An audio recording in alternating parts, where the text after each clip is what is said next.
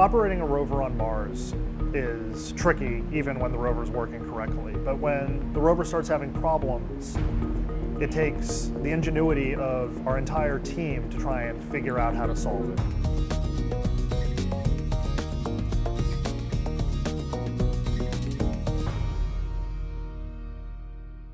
Engineers love boring. Boring means clear skies, no problems. The work is a little easier and the scientists get the data they want. But if you want to get an engineer excited, you throw them a curveball. Maybe some danger, maybe an anomaly. A heater that's stuck in the on position. The robotic arm didn't want to unstow. The real dust storm began. Got stuck in a dune. An elevated current in the right front wheel. A massive dust storm. We had to learn to drive with broken steering. The gears were becoming worn on one side. We had to get very creative very quickly. But happily, we've made it through those challenges and challenges of difficult terrain, navigating at high slopes, or having to survive for the winter by finding places that are safe for the rover to park and hibernate over the winter.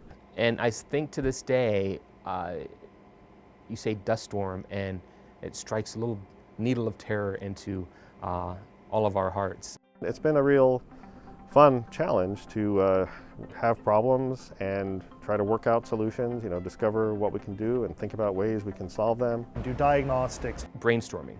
Workarounds. We're coming up with new workarounds to allow this hardware that is still functioning on the surface of Mars to continue to function and return excellent science to the science team. Every day, we're shocked that it's still going. Yet, as engineers, we're going to fight really hard to make sure that it just keeps going and going and going. The most valuable thing that we've learned from these rovers lasting so long is that if something breaks, you can find usually something that will allow you to continue the mission even though one item on the rover has stopped working. We can even make changes on a rover that's hundreds of millions of miles away. We can make the changes on Earth, test them out here, make sure they're going to be good, and then send it up to Mars. A piece of equipment that has not been serviced by human hands in over 10 years is still working. I don't think your car works that good. We're going to keep pushing the rover like we meant to ever since we landed and see what we can see what's over the next hill and what's at the next crater. Stay tuned, there's more to come from Opportunity.